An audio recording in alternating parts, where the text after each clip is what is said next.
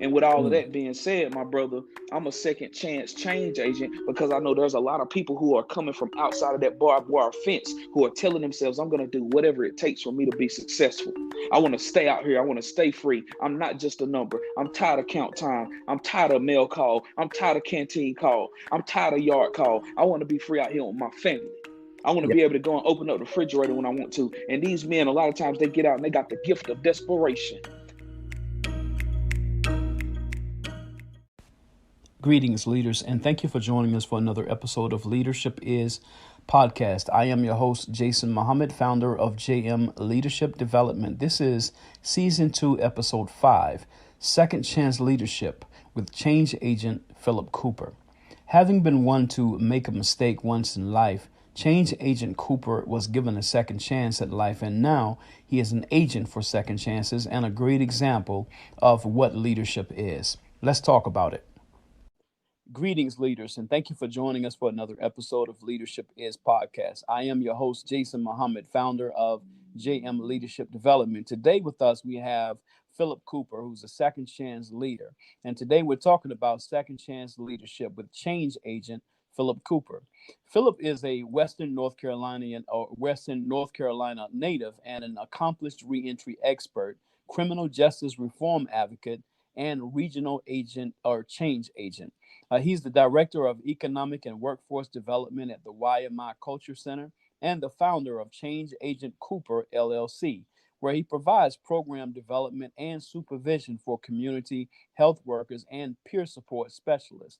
Phillip believes that those closest to the problem are the closest to the solution, and this is why he's fully committed to teaching people how to leverage their lived experience to change the world. Thank you, Phillip, for being our guest today. My pleasure. Thanks for having me, my brother. Yes, sir. Absolutely, absolutely. So, besides what I read from your resume here, tell us, who are you and what you do.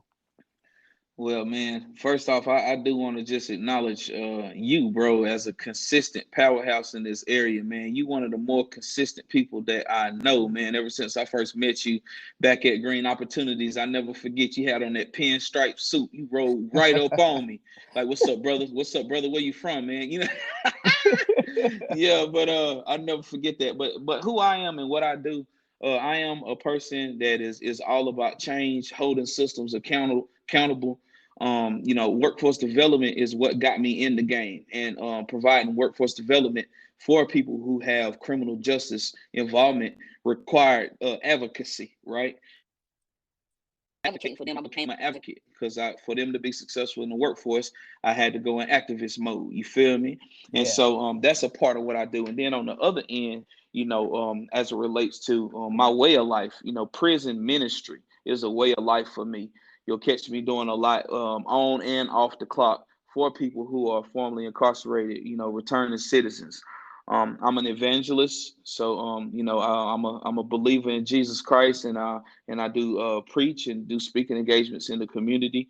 But I wear many hats, bro. I do wear many hats, but the one that I guess I'm most proud of, I would say, other than being a family man, I would just say being a advocate for change. Yes, sir. Very good. Well, yeah, definitely. As it relates to consistency, I have seen you as well being one who's consistent and resilient and vigilant. Hmm. As it relates to pushing, the second change or change agent. Being a second chance change agent, man. So thank you very much for your work in the Right on. communities as well. I mean, for example, being a Martin Luther King Service Award recipient and Appalachian Leadership Fellow, and holding a Human Services degree and Global Career Development Facilitator.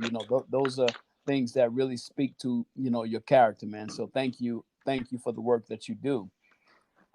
So tell us a little more, man, about what is this significance of being a second chance, agent, because a lot of times, man, people say things when they're in the system per se, and then when they come out they kind of go back into old habits and old ways. So tell us more of the significance of being a second chance agent.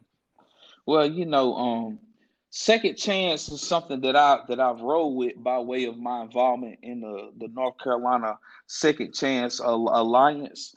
But a lot of times it takes people more than two chances. You feel me? It takes Yeah. people more than two chances to get it right. And so I have rolled with that second chance piece. But I say all that just because I want the listeners to know, like bruh or sister, if you on your fourth, fifth time trying, don't feel like it had to be done in two, because I'm living proof that it takes what it takes for a person to get what they need to get. You feel me? But what does it mean? What does it mean to be a person that's about second chances and being a change agent? It can be a person that has a criminal background, Jason. It can be a person who their first shot at the community college, they crashed out. And I see that a lot of people jump right into college after they finish high school, not knowing what they really need to major in, not knowing what they want to be. You feel me? And they get in there and they crash out a little bit. You know what I'm saying? And so having another chance to come and go for some career navigation, I'm about that.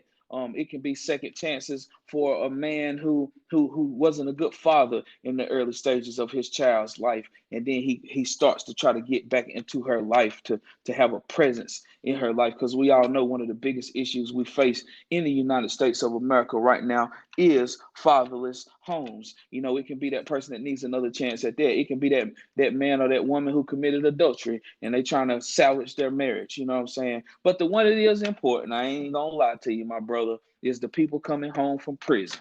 That's where it hits hard for me when we start talking about second chances. Because I know a lot of people, myself included, when you go to prison, you really have a light come on. You start learning who you are as a real person. You learn how to experience your emotions without a substance on top of it. Because see, people say there's drugs in prison, and yeah, there's drugs in prison, but the access to it ain't the same way that it is on the streets. So we have to learn how to survive our emotions when we're in prison. We have to take classes. We have to lift weights to deal to for anger management. We have to work on conflict resolution if we want peace of mind. And we have to learn how to follow rules unless we want to do all our time in the hole. And with all of Mm. that being said, my brother, I'm a second chance change agent because I know there's a lot of people who are coming from outside of that barbed wire fence who are telling themselves, I'm going to do whatever it takes for me to be successful. I want to stay out here. I want to stay free. I'm not just a number. I'm tired of count time. I'm tired of mail call. I'm tired of canteen call. I'm tired of yard call. I want to be free out here with my family. I want to Yeah. be able to go and open up the refrigerator when I want to. And these men, a lot of times they get out and they got the gift of desperation. They got the gift of desperation. And if we don't have the resources available for them, we shortchange them. They go and they do their time, they pay their debt to society, and then they come home. You feel me? They come home to what? A whole bunch of barriers? Nah, that's where I come in at. It's like, shoot, we got to do whatever it takes for this individual to be successful, especially when they talking like they ready for change, my brother. I'm fighting for them to the finish. Yes, sir. Well, thank you, man, for your service. For that, reminds me of when I was in Minneapolis. I used to do prison reform ministry. Myself there in Minneapolis, and so it's definitely a different feel when Yeah, you get to to leave, right, and then you see the eyes of the men that you leave behind, and just feeling that pain, of them staying there. That can really, man, that can really do something to a person that yeah, cares. You know what I yeah. mean? So, Philip, what's your definition of leadership? So I remember when you sent me them questions, man, and I ain't gonna lie to you, Jason, man. I tried not to look at them. I wanted to look at them questions so bad a couple of days ago and last night when I looked at my calendar. I was like, I'm about to rock out with my bro tomorrow. I want to come on there and I want to have something ready. But I want to say this from the heart. You feel me? I Go want to ahead. say what I got to say about leadership from the heart. Leadership requires authenticity. It requires authenticity, and you can be a leader in a negative way or a positive way, but That's you right. got to be authentically negative or you got to be authentically positive. So whatever you do, you got to be authentic. I also say you got to have some influence. You got to have some influence, which typically requires some fruit. You have to have some fruit. Leadership requires some fruit. And for the listeners that don't know what I mean when I say fruit, I'm not just talking about grapefruit from Sam's Club. They didn't pay me to advertise. But I'm not talking about just that kind of fruit. But what do you see? You know what I'm saying? Leadership requires someone who can results, and it requires consistency. It requires consistency, and consistency is the major key. And you see how I talked about, matter of fact, and I did not plan or script this, but you see the first thing I said about you on this interview, I said you Yes, was sir. what? Consistent. Because Consistent. Yes, leaders sir. know that's what leaders are looking for. We're looking for consistency. And we're looking for consistency so we know if we want to partner with you or we don't want to partner with you. Yeah. Consistently dropping the ball, homeboy, I ain't got time to be doing no business with you. I'm trying to change the world, baby. But if you consistently showing up and you getting it done and you producing results, we finna come together like the Megazord. You know what I'm saying? Yes, So, sir. so I definitely say, as it relates to leadership, influence, authenticity, and consistency. Yes, sir. Yes, sir. And so that sounds like, not only the definition, but you giving us three leadership tips as well. Or unless you have three leadership tips or different tips, that you would like to give. So for instance, so the question would be, what are three leadership tips that you would give to anyone that's looking to go into leadership, challenged leaders, emerging leaders, those that have a difficulty with leadership? What are three tips that you would actually give them? Ooh, I like that. I like that. So first, you gotta have a mentor. You have to have a mentor, period, hands down. Because as a leader, one of the things I've noticed is I have to have uncomfortable conversations with folks, holding people accountable and being an activist and being an advocate. People seeing me out in the community doing this work, man, it's hard. Because at the end of the day, Jason, I want people to like me, bro. I would rather people like me than be mad at me because I had to hold them accountable. But being a Yeah. leader requires, back to what I said earlier, authenticity, consistency, and what was the other? See, I told you it wasn't scripted. I said integrity. I know I said integrity somewhere up in there, but I Yeah, know I you said said authenticity, influence. influence, Yeah. influence. And so those are the things, what I'm saying, that I have to be careful with, and I got to have a mentor to hold me accountable. Because at the end of the day, leadership ain't about my feelings. It ain't all about my feelings. So I got to have a mentor to keep me in check. That's one tip. The other tip is self care. Self care is very we us as leaders a lot of times we can end up doing a lot, being everywhere, especially in this climate, because Yeah. everybody want to talk about racial equity and inclusion right now. You know what I'm saying? Everybody ready Right. now. Rest in peace, George Floyd. It took that brother getting a knee to the neck. You know what I'm saying? But and so with that being said, we can be getting pulled all over the place. So for me, I got to make sure that I practice self care. You know what I'm saying? Which involves, taking care of my spirit. For me, I'm a church guy. You know what I'm saying? So I got to make sure I'm worshiping and I'm participating in the process. And the last leadership tip, um, I just say, just be authentic, man. Be yourself. Have a Yeah. mentor, practice self care, and be yourself. Cause Yes, you can sir. be yourself for a long time, but wearing a mask stuff get old, bro. So be yourself. Be yourself and lead, man. Lead wherever you call to lead in your area. Back to that influence. We ain't all got influence everywhere. We ain't all meant to be leading everywhere. You feel me? Yes, sir. Somebody might be leading the masses by way of speaking engagements and writing books. Like I can see you doing that, like you like Craig Groeschel, and then some people got to do it more on a more intimate level. You dig? Like the Yeah. one-on-one pouring into the spirit, stuff like that. Yes, sir. So knowing where you supposed to lead at, but maybe I should have put that down on paper what tips I had because I was finna keep going. Yeah, but no, that's good though, man. That's Yeah, good because see, what happened is our listeners will hear this, yeah, and so they will still get fed. So you gave us, you answered the question, but you're still feeding us, man. So it's all good. It's all good, man. yeah, man. Yeah. Appreciate you. Yes, sir. But One of the rawest, most authentic conversations that I've had on this podcast.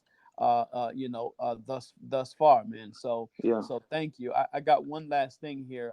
As it relates to closing comments. How can give us some closing comments, and then how can people help in your work and contact information?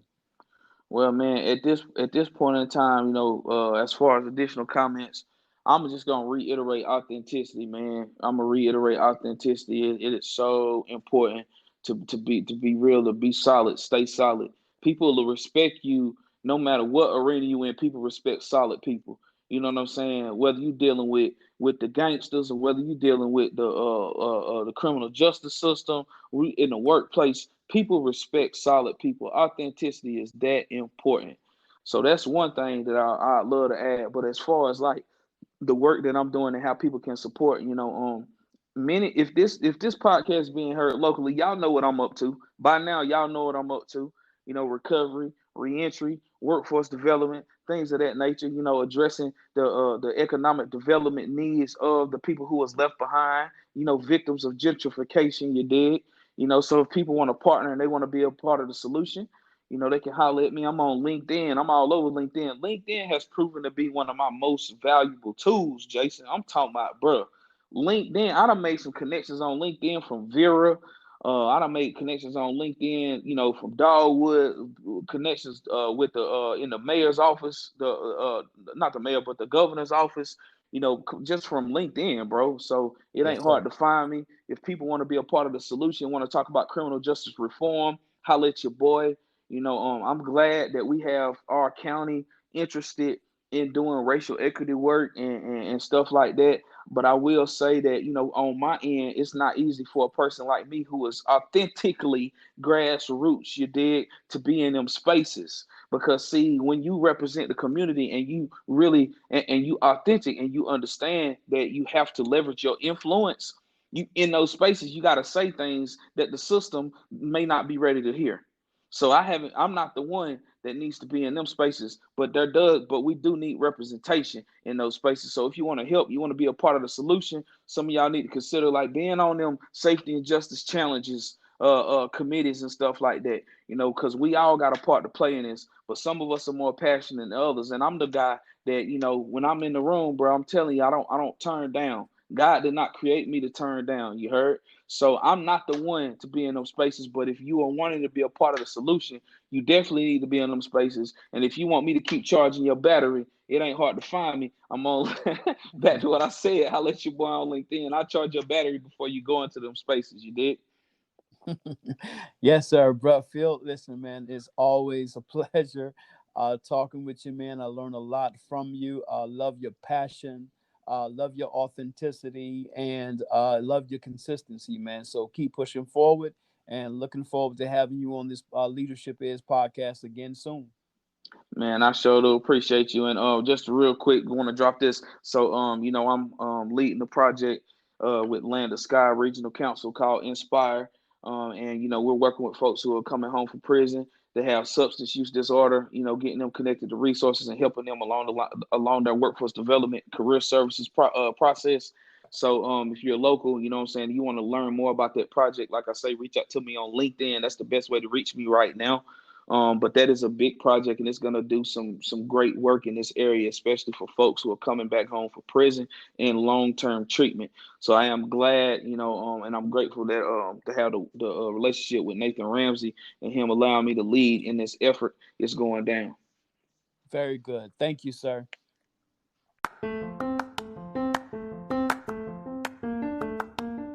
Are you promoting the right people into leadership positions? How do you know? How do you measure the outcomes, and are they the outcomes you're looking for? Please visit www.jmleadershipdevelopment.com. Again, www.jmleadershipdevelopment.com, and request a half-hour conversation to assess if we can address your leadership development needs. Oh, and by the way, always remember that leadership is influence and service.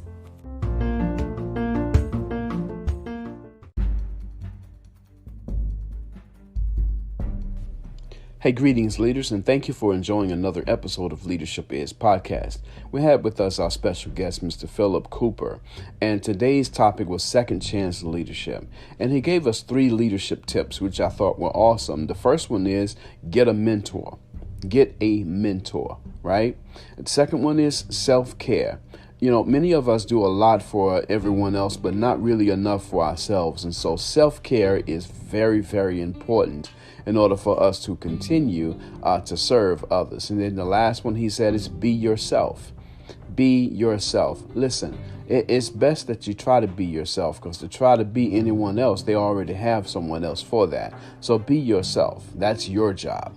Here at JM Leadership Development, our primary goal is to assist your company with identifying your hidden or next generation leaders and tailor a leadership development mindset training specifically for guiding your succession plan for your next generation leaders.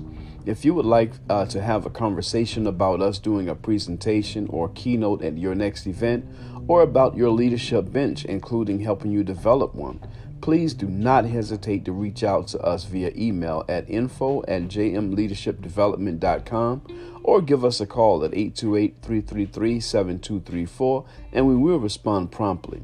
But in the meantime, please subscribe and give us a good review for this podcast on many podcast platforms, including Apple, Google, Spotify, and more, under the name Jason A. Muhammad /Leadership Is. You also may follow us on social media. Twitter is at LeadershipJM. Facebook and Instagram is JM Leadership Development. And always remember, leadership is influence and service.